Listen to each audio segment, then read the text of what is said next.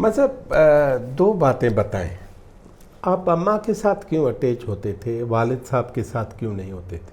अम्मा की अटैचमेंट तो ज़ाहिर हम बहुत छोटे थे जब वो चली गई ना, तो वो लेकिन उनका वो बहुत ऑर्गेनाइज्ड खातून थी, मतलब प्यार भी है, डांट भी है, हर चीज़ एक उसमें। फिर वो जिस तरह लोग उनको जिस तरह मोहल्ले की ख़वातीन वो सारा उनके यहाँ कोई गेट टुगेदर हमेशा रहता था, तो एक अटैचमेंट बहुत ज़्यादा रहा।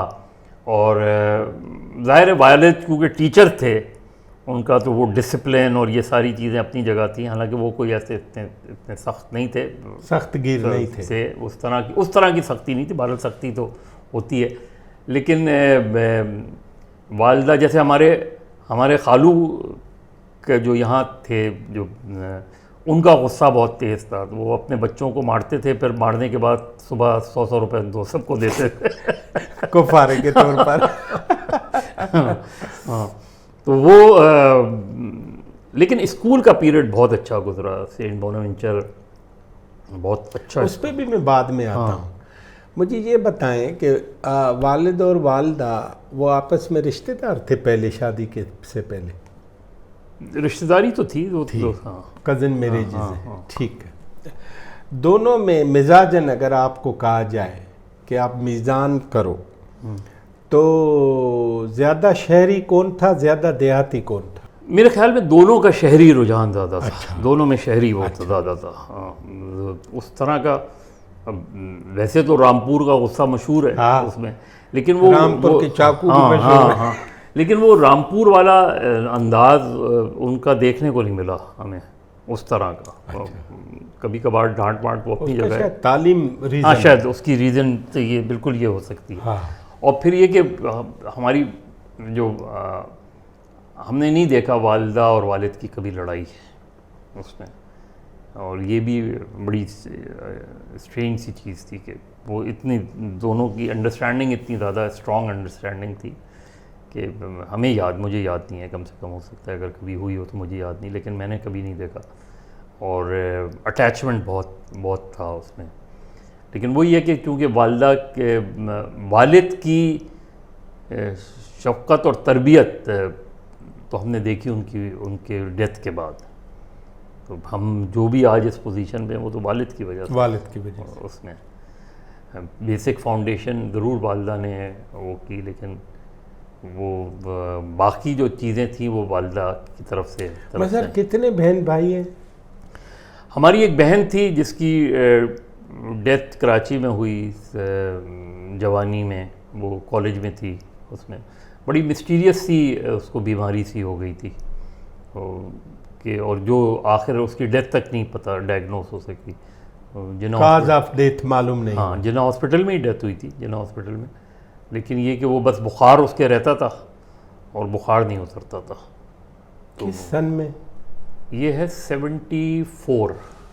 आप अभी शिफ्ट नहीं हुए? 75-6 हैदराबाद से अभी शिफ्ट नहीं हुए? हैदराबाद से शिफ्ट हो गए नहीं, मेरा ख्याल है 77-78 का है। 78 क्योंकि आप 77 में आए ना, शिफ्ट हो गए 78। हाँ, तो और बाकी आप भाई कितने? हाँ, क्योंकि मैं आ गया था, यूनिवर्सिटी में आ गया था, ये मुझे याद है, यूनिवर्सिटी में आ गया था।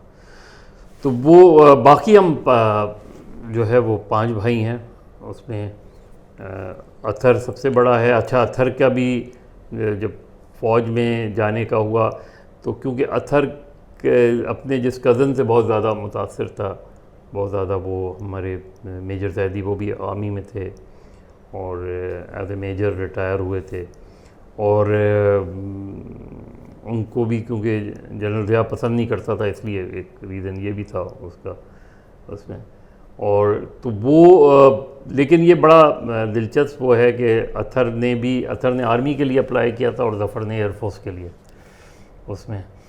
तो हमारे जो तो आपके क्रोनोलॉजिकल जो एज वाइज हैं, अतर अब्बास साहब है, ज़फ़र अब्बास साहब है, फिर आप है तीसरे नंबर, फिर अज़हर अब्बास, अज़हर, और फिर एक अनवर अब्बास, अनवर। हाँ, और मेरे बाद बहन थी और फिर अज़हर और अनवर। तो वो जो जब इन्होंने अप्लाई किया तो हमारे एक जो वालिद के जो पढ़ाते भी थे सिटी कॉलेज में, समी सिद्दीकी, तो उन्होंने कहा कि ज़फ़र से कि भाई अत्थर का तो समझ में आता है कि कल अगर मौका मिला तो मुल्क का सदर बन सकता है तुम कहाँ जाओगे? समी साहब ने कहा। और एयरफोर्स वाले को ये कहा, ज़फ़र को कहा कि भाई एयरफोर्स में अप्लाई करके क्या करोगे? आगे चांस ही नहीं है। इसका तो चांस बन सकता है आगे चल के।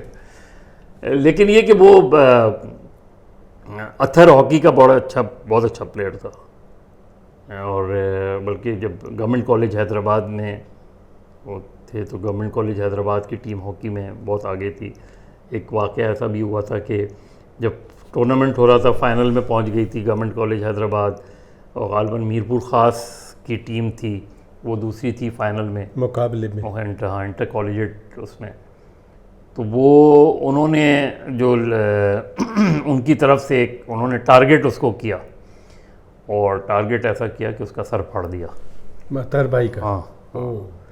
तो वो लेकिन गवर्नमेंट कॉलेज हैदराबाद क्योंकि भरा हुआ था स्टेडियम वो, और लतीफ़ाबाद में ही था स्टेडियम, तो वहाँ फाइनल हो रहा था। तो वो जो गवर्नमेंट कॉलेज के लड़के थे उन्होंने सारे गेट बंद कर दिए कि इस टीम को अब नहीं जाने देंगे।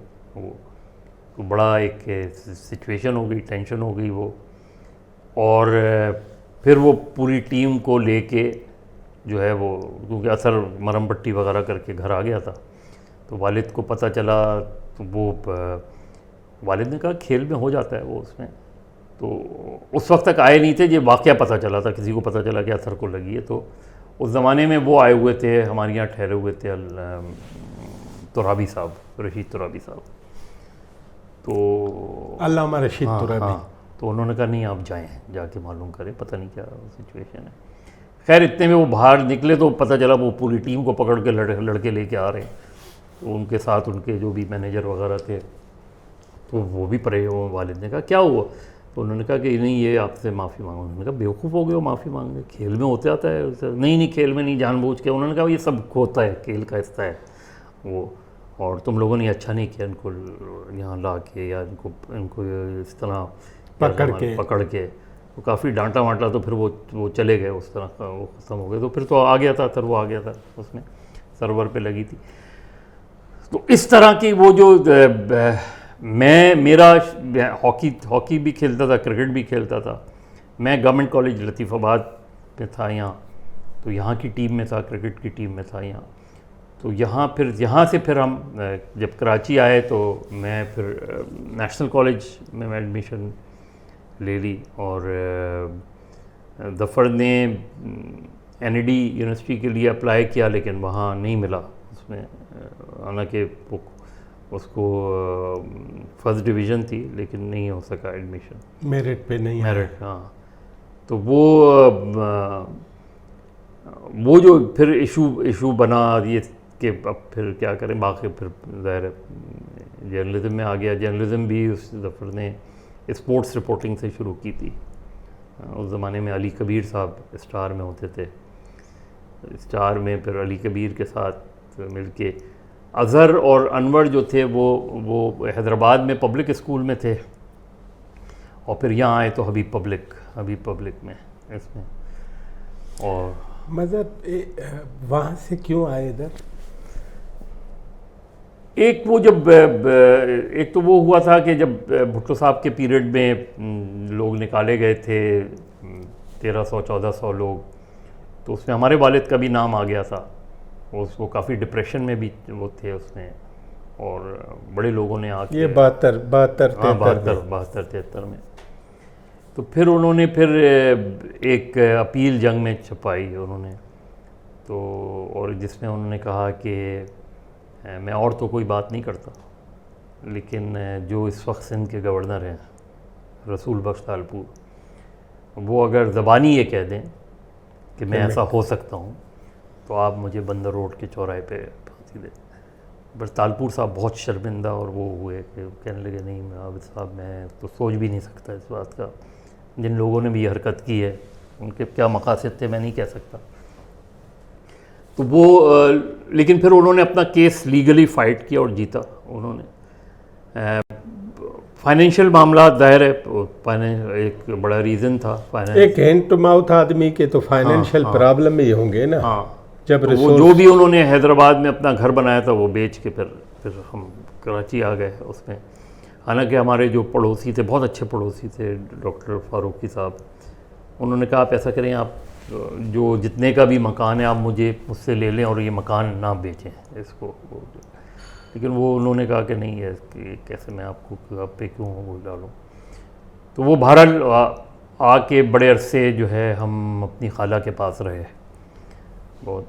फिर उन्हें एक जॉब नवाब ऑफ खैरपुर, उन्होंने फिर उनके सेक्रेटरी के तौर पे और उनकी जो भी उनके पेपर वर्क वगैरह होता था उसके लिए उस पर, तो नवाब ऑफ रामपुर थे, खैरपुर तो वो फिर उनका यहाँ खैरपुर हाउस था, तो उसमें आके यहाँ उन्होंने रिहाई भी दे दी थी, उसमें रहे और काफ़ी अरसे उधर वो करते रहे, जॉब करते रहे।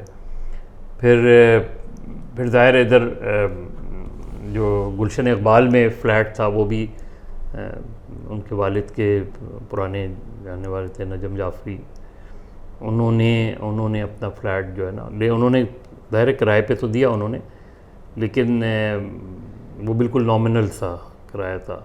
तो बड़े सालों उसी फ्लैट में रहे हम। उसी फ्लैट में वो वाक़या भी हुआ जब एमक्यूएम वालों, अनवर वाला, हाँ अनवर वाला, जब एमक्यूएम ने धावा बोला।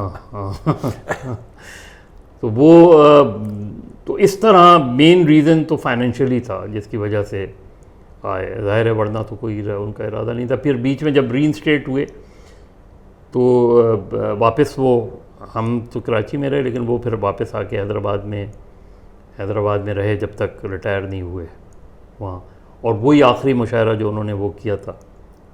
अब उस वक्त जो डिप्टी कमिश्नर थे रोशन ज़मीर थे, तो उनको भी मुशायरे का शौक़ था। फिर किसी ने कहा उनसे कि उन्होंने कहा यार मुशायरा करवाना है, तो उन्होंने कहा भाई आबिद साहब से बात कर लें, वही मुशायरे के बाद लेंगे।